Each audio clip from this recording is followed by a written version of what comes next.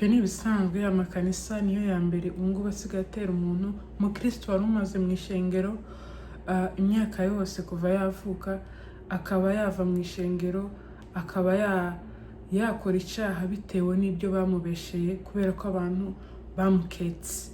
Gukeka kuri gutuma abakristo baba mu mashengero kandi bagahita bakora cyaha babaketse nta n'icyo bigeze bakora, kubera ko habuze umuntu n'umwe wera wirabura.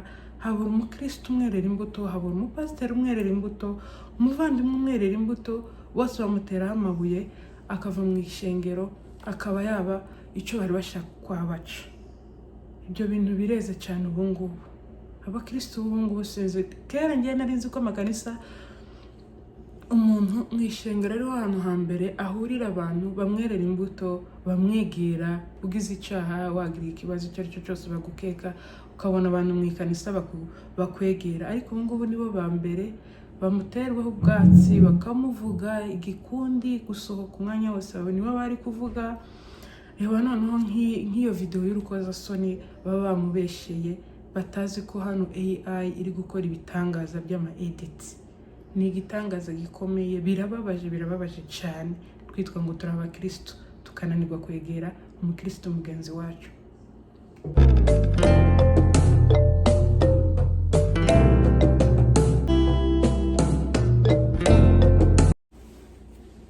Hi guys, how are you? Welcome to my YouTube channel.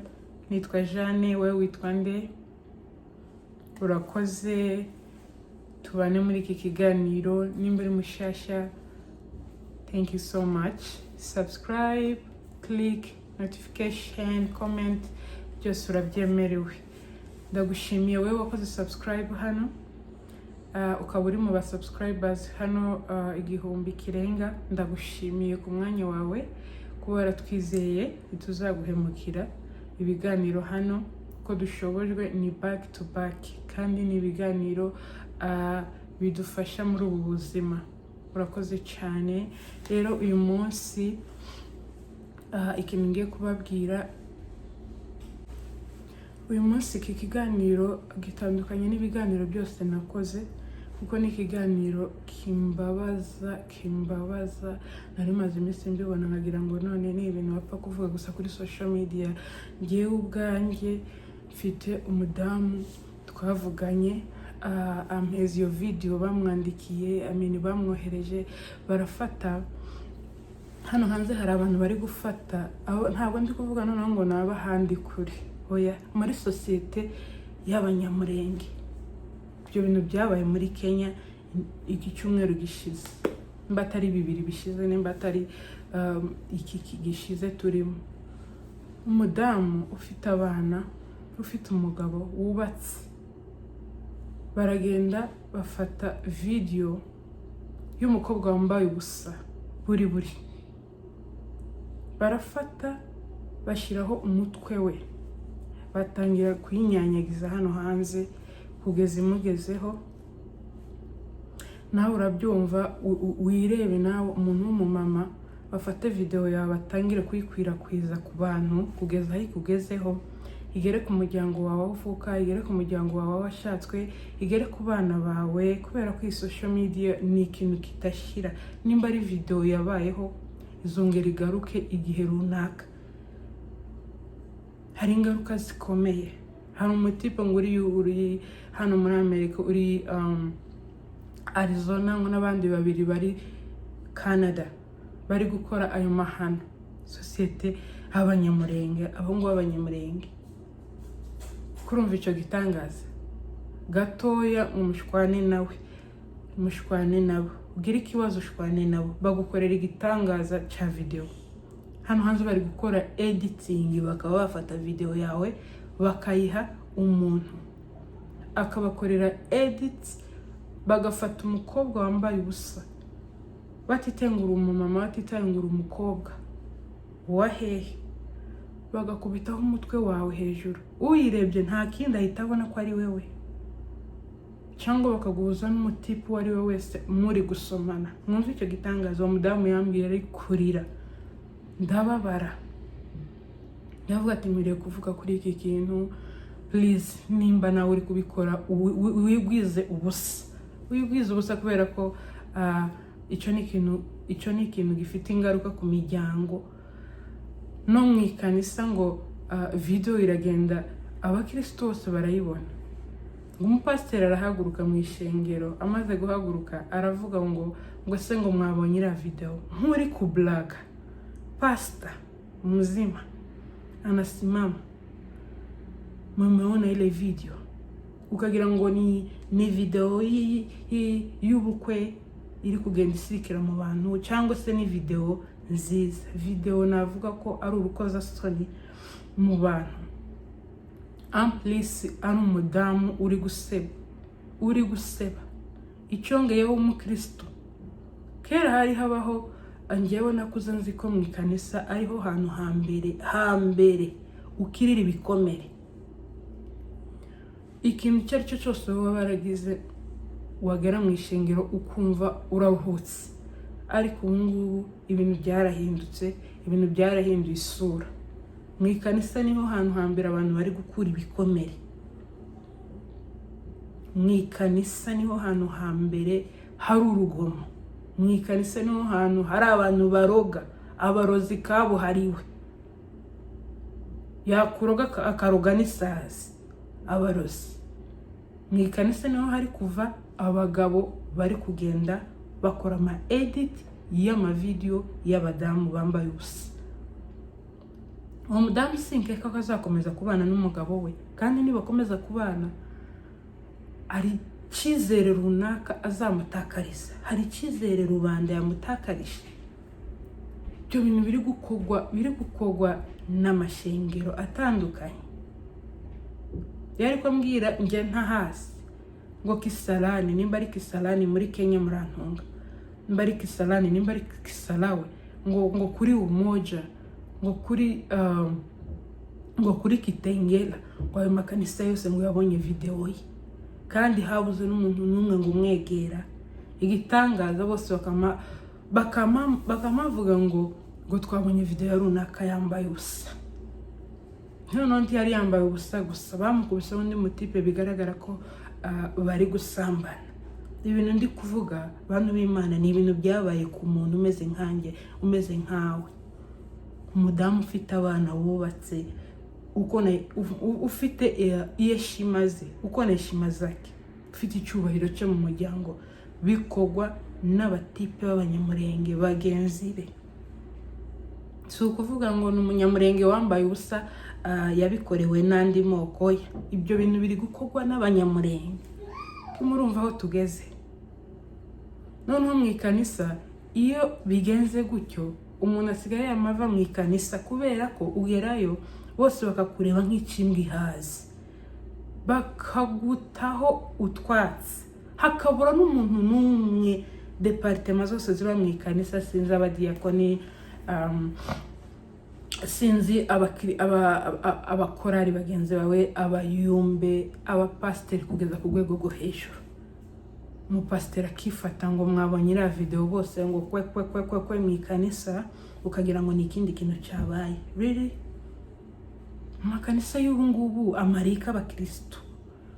Umuntu ugirira ikibazo mu ikanisa, abandi ahubwo akaba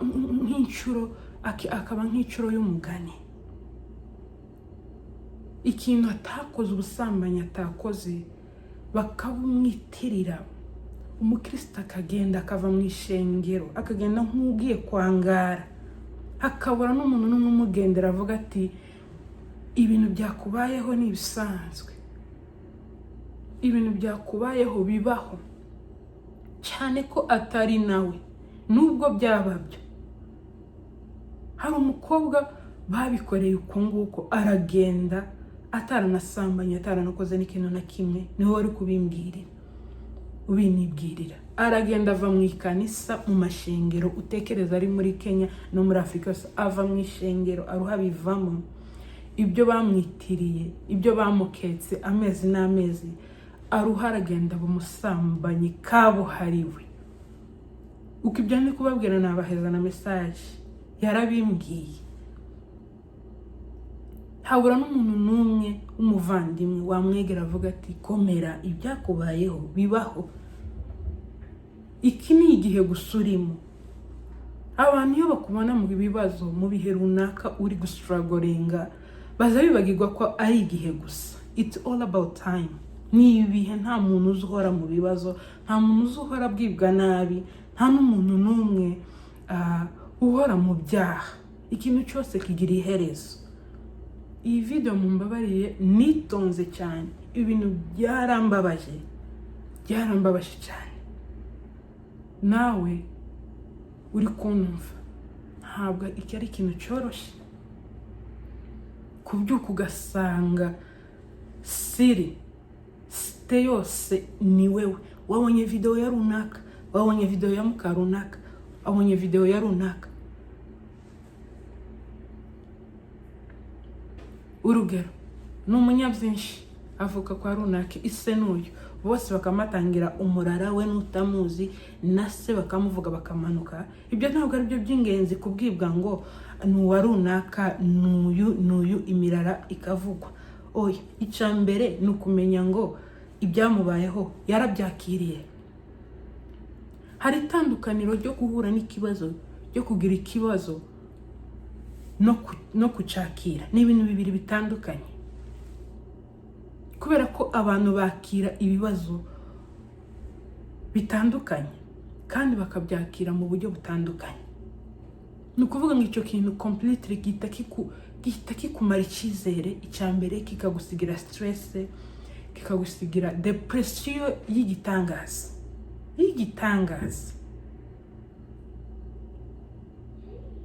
Kubera ko ntabwo ari video isanzwe, video wambaye ubusa. Buri muntu wese buriya tuza twambara kugira ngo duhishe ubwambure bwacu.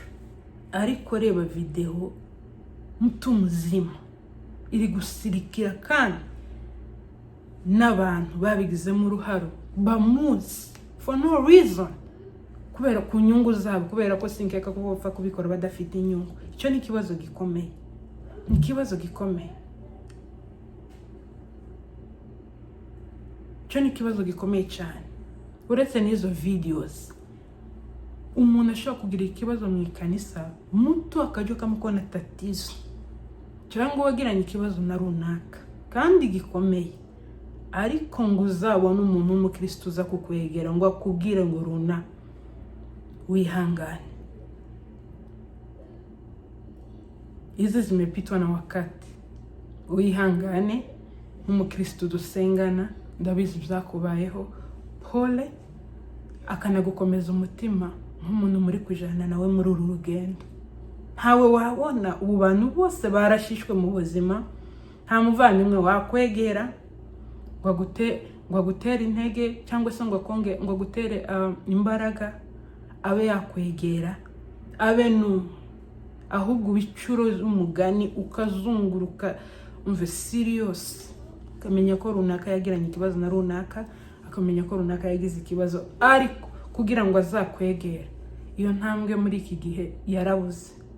Ntabwo ari muri Afrika honyine, ni isi yose ubu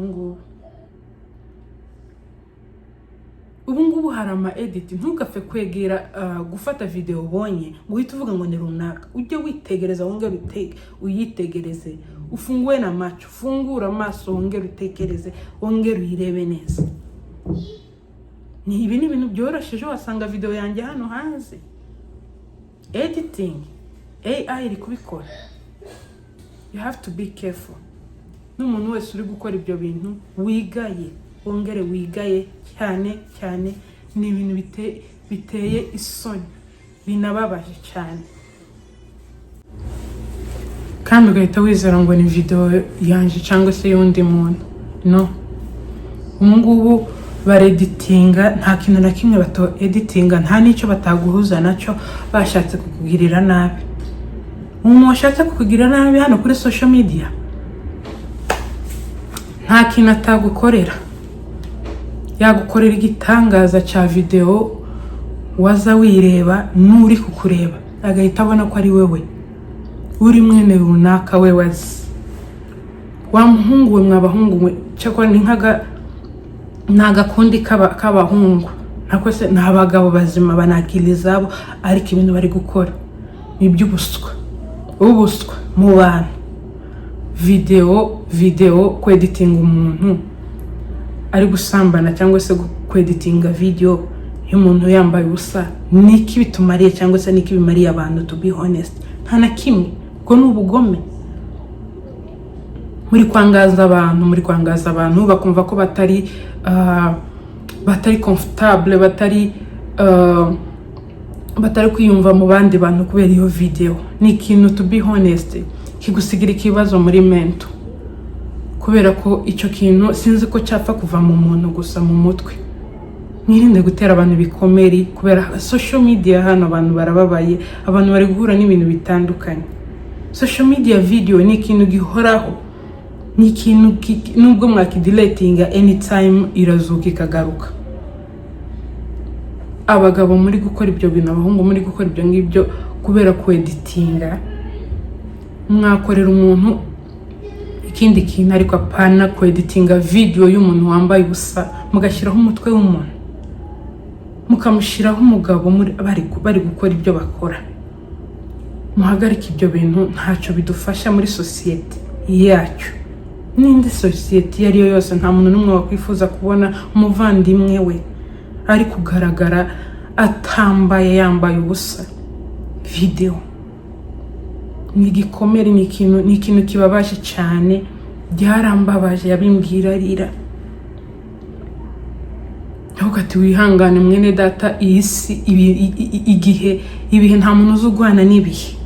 Igihe kiraza kikakubirandura, kikagukubita hasi, kikagusuzuguza, kikakugira ubusa, ariko ni igihe. Mwene data wihangane kandi ndagukomeje cyane. Thank you. Ni nawe wansabye kuvuga kuri iki kiganiro. Izi YouTube ntabwo twazijeho gusa gukina. Sometimes tuzajya tuvuga ibintu biri very very important, biri kuhappening hano hanze mu bantu, mu miryango. Ko no gusenya urugo rwari gubatse, uko no gusenya societe, uko no gusenya imiryango. Uhagarike nawe wigaye. Nk'abantu mwe muzi ko muri kubikora. Mfite amazina yabo hano, ariko nta mwanya mfite wo kuza kuvuga ngo runaka. Muri iyi si abantu barabivuze kuri social media, abantu barababwiye, ariko icyo ukorera mugenzi wawe hano, icyo nkundira, ngo nta muntu n'umwe wakoze ikibi ngo ndikimugaruke. Kandi ntabwo kirindira ngo ubanze ufega uve muri uyu mubiri, no. Icyo ukora cyose kizakugaruka, kibi kizakugaruka ugihari, ugihumeka uyu mwuka. Kandi nanone iyo ukoze icyiza kiza kikugaruka ugihari, nubwo uba waragiye. Ibyiza byose wakoze, ineza wakoze, izigaruka bawe. We have to be careful kubera ko kuri iyi si nta kintu na kimwe kigendera ubusa. Murakoze cyane.